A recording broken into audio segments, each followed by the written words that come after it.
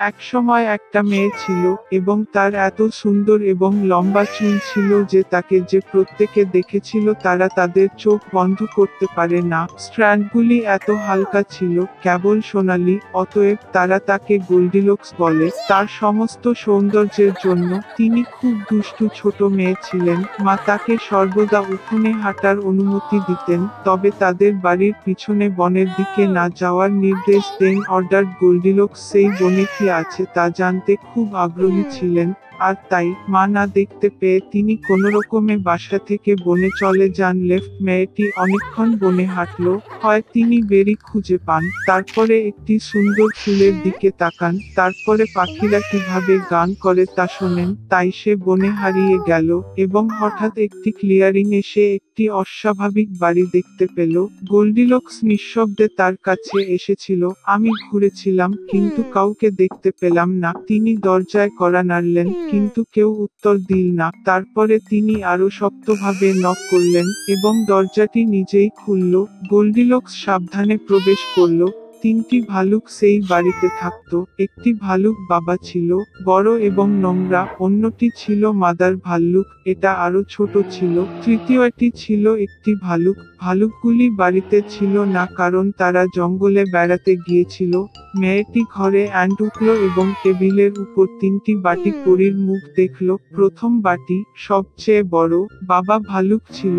দ্বিতীয় বাটিটি ছোটটি ছিল মাদার ভাল্লুক এবং তৃতীয়টি সবচেয়ে ছোট ছিল ভালুকের বাচ্চা। প্রতিটি বাটিতে কাছাকাছি একটি চামচ রাখুন, বড়, মাঝারি এবং ছোট। গোল্ডিলক্স এত ক্ষুধার্ত ছিল যে সে প্রথমে একটি বড় বাটি থেকে খেতে চেয়েছিল। তিনি সবচেয়ে বড় চামচ নিয়েছিলেন, পরিচটি নিয়েছিলেন, স্বাদ পেয়েছিলেন, তবে দরিদ্রটি খুব গরম ছিল। তারপরে সে একটি মাঝারি চামচ নিয়েছে, পরিচটি নিয়েছে, স্বাদ পেয়েছে, তবে দরিদ্রটি খুব শীতল ছিল। অবশেষে সে একটি ছোট চামচ নিয়ে ছোট বাটি থেকে দইটি স্বাদ গ্রহণ করল। এই পরিচ গরম বা ঠান্ডা ছিল না, ঠিক ঠিক। আর গোল্ডিলক্স ছোট্ট বাটি থেকে সমস্ত দই খেয়ে ফেলল। খাওয়ার পরে মেয়েটি বসতে চেয়েছিল এবং চুলার কাছে তিনটি চেয়ার দেখতে পেল, একটি বড়, আরেকটি ছোট এবং তৃতীয়টি খুব ছোট। একটি ছোট বালিশ দিয়ে প্রথমত তিনি বৃহত্তম চেয়ারে ওঠার চেষ্টা করেছিলেন কিন্তু পারেননি। তারপরে মেয়েটি মাঝখানে চেয়ারে বসার চেষ্টা করেছিল, তবে এটি খুব শক্ত এবং অস্বস্তিকর ছিল। অবশেষে তিনি সবচেয়ে ছোট চেয়ারে বসলেন এবং এটি তার পক্ষে ঠিক ছিল। গোল্ডিলক্স চেয়ারটি এত পছন্দ করেছিল যে সে তার উপর দুলতে শুরু করে। চেয়ারটি ফেটে গেল, ভেঙে পড়ল এবং সে মেঝেতে পড়ে গেল। মেয়েটি উঠে অন্য ঘরে গেল। তিনটি বিছানা ছিল, বড়, মাঝারি এবং ছোট। প্রথমত গোল্ডিলক্স প্রথম বিছানার উপরে উঠেছিল, তবে এটি খুব উচ্চ এবং শক্ত ছিল। আমি মাঝখানে শুয়ে পড়লাম, এটি খুব প্রশস্ত এবং নরম ছিল। মেয়েটি তৃতীয় বৃহত্তম বিছানায় শুয়েছিল, তিনি তার জন্য ঠিক ছিল। গোল্ডিলক্স এত আরামদায়ক এবং আরামদায়ক বোধ করেছিলেন যে তিনি দ্রুত ঘুমিয়ে পড়লেন। ভালুক পরিবার ঘরে ফিরে মেয়েটি দ্রুত ঘুমিয়েছিল। ভালুক খুব খিদে পেয়েছিল এবং সঙ্গে সঙ্গে টেবিলে চলে গেল। তার বাটিটি দেখে পাপা ভালুক সত্যিই রেগে গেলেন, কেউ আমার পরিয়া খাচ্ছিল, সে বড় হয়েছে। ভালুক মাও তার বাটিতে উঠলেন এবং কম জোরে গজিয়ে উঠলেন, আমার বাটি থেকেও কেউ খাচ্ছিল। এবং ভালুক শাবক তার খালি বাটিটি দেখে উচ্চস্বরে চিৎকার করে বলেছিল, কেউ আমার বাটি থেকে খায়নি, সে আমার সমস্ত পরিয়া খেয়েছে।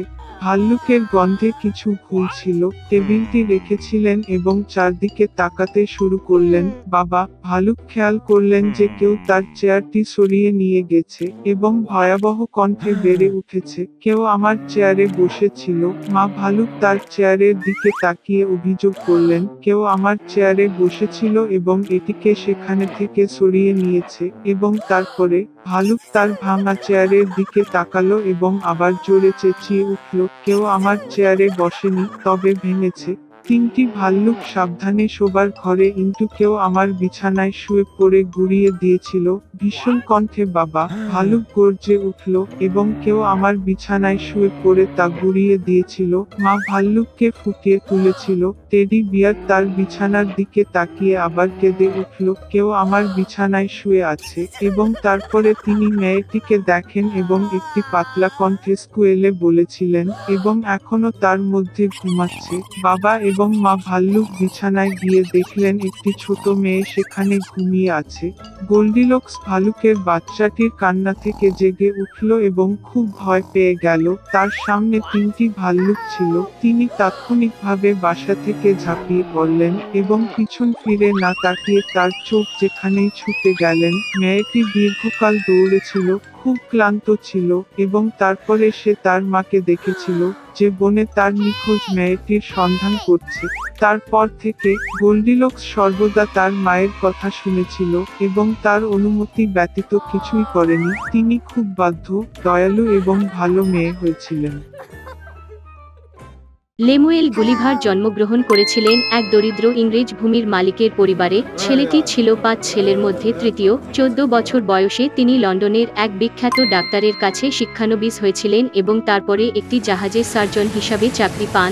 ৬ বছর ধরে গুলিভার বিভিন্ন দেশে ভ্রমণ করেছেন, স্থানীয়দের রীতিনীতি এবং রীতিনীতি পর্যবেক্ষণ করেছেন এবং এমনকি তাদের ভাষাও অধ্যয়ন করেছেন। এবং তাই গুলিভার অ্যান্টেলোপ জাহাজের আরেকটি যাত্রা শুরু করে। তবে জাহাজটি ভয়াবহ ঝড়ের কবলে পড়ে অর্ধেক পেরিয়ে যাওয়ারও সময় পেল না। ঝড়টি পাথরের বিপরীতে জাহাজটিকে আঘাত করেছিল এবং নাবিকরা ভয়াবহতায় ওভারবোর্ডে ঝাঁপিয়ে পড়েছিল এবং কেবল গুলিভার নৌকায় উঠতে পেরেছিলেন। তিনি কয়েক ঘন্টার জন্য ওয়েবসেওয়ে বহন করতেন এবং শীঘ্রই একটি অলৌকিক কাজ করে নৌকোটি ধীরে ধীরে ধুয়ে গেল। তবে গুলিভার ঝড়ের ফলে এতটাই ক্লান্ত হয়ে পড়েছিলেন যে মাটিতে পা দেবার সাথে সাথেই তিনি তৎক্ষণাৎ পাশের লনটিতে ঘুমিয়ে পড়লেন। প্রথম সূর্যের রশ্মি গুলিভারকে জাগিয়ে তোলে। তিনি উঠার চেষ্টা করেছিলেন কিন্তু বুঝতে পেরেছিলেন যে তিনি নড়াচড়া করতে পারবেন না। তার বাহু, পা এবং এমনকি চুল ছোট ছোট দড়ির জাল দিয়ে মাটিতে বাঁধা ছিল। হঠাৎ কোনো জিনিস গুলিভারের বুকে সুরসুর করে। সে মাথা উঁচু করে দেখল একটি ছোট্ট মানুষকে আঙুলের আকার। এটি ছিল লিলিপুটিয়ানদের রাজা। তিনি আদেশ দিয়েছিলেন এবং তারপরে সূর্যের মতো হাজার হাজার ছোট ছোট তীর গুলিভারের শরীরে ছুরিকাঘাত করতে শুরু করে। বন্দী তাৎক্ষণিকভাবে বুঝতে পারল যে জমা দেওয়ার চেয়ে ভালো। তিনি লক্ষণ দিয়ে দেখিয়েছিলেন যে তিনি ক্ষুধার্ত ও তৃষ্ণার্ত ছিলেন। তারপরে রাজার আদেশে তার কাছে খাবার আনা হয়েছিল।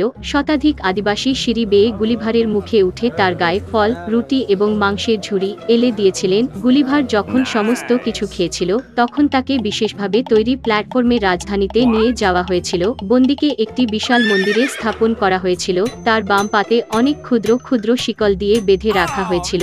এটি সমগ্র দেশের বৃহত্তম কক্ষ ছিল, তবে এটির মধ্যেও দৈত্যটিকে সমস্ত চারকে হাঁটতে হয়েছিল। লিলিপুটিয়ানদের একটি সভায় রাজা গুলিভারকে ৬ শতাধিক কর্মচারী দেওয়ার জন্য আদেশ দিয়েছিলেন। তারা বন্দির জন্য একটি মামলা এবং এমনকি ক্ষুদ্র গদি থেকে একটি বিছানা সেলাই। এবং সময়ের সাথে সাথে রাজা নিশ্চিত হয়েছিলেন যে দৈত্যটি দয়ালু, তাই সে তাকে মুক্তি দিয়েছে। গুলিভার দেশজুড়ে প্রচুর ভ্রমণ করেছিলেন, লিলিপুথিয়ানদের রীতিনীতি এবং ভাষা অধ্যয়ন করেছিলেন এবং এমনকি তাদের ছুটি এবং প্যারেডে অংশ নিয়েছিলেন। একবার রাজার সাথে কথা বলার সময় গুলিভার জানতে পারলেন যে লিলিপুটিয়া পার্শ্ববর্তী দ্বীপে অবস্থিত ব্লিফাস্কু সাম্রাজ্যের সাথে যুদ্ধে লিপ্ত ছিল।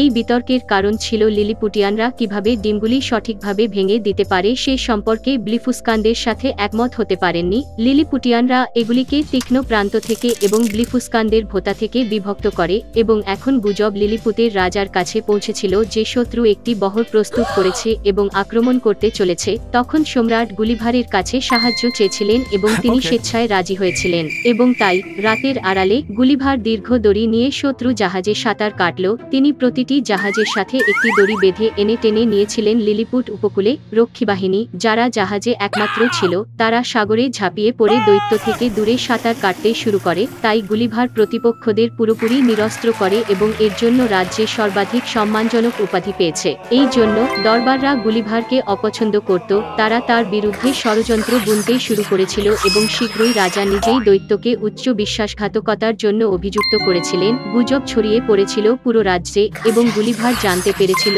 যে প্রাইভেট কাউন্সিলে তাকে মৃত্যুদণ্ড দেওয়ার সিদ্ধান্ত নেওয়া হয়েছিল। অতএব সেদিনই রাতেই গুলিভার উপকূলে যাত্রা করল, যেখানে তিনি তার ভাঙা নৌকো রেখে গেলেন। তাড়াহুড়ো করে নৌকাটি মেরামত করে বিশাল লোকটি তাড়াহুড়ো করে লিলিপুটিয়ানদের দেশ ছেড়ে চলে গেল এবং তার সাথে 6টি ছোট জীবন্ত গাভী, 2টি ষাঁড় এবং একই রকম ভেড়া নিয়ে গেল। দীর্ঘকাল ধরে গুলিভার সমুদ্রের ওপারে যাত্রা করলেন যতক্ষণ না তিনি একটি ইংরেজ জাহাজ লক্ষ্য করলেন। তার উপর তিনি নিরাপদে বাড়ি ফিরে আসেন। তবে যেমন দেখা গেল, এটি ছিল গুলিভারের সাহসিক কাজ মাত্র।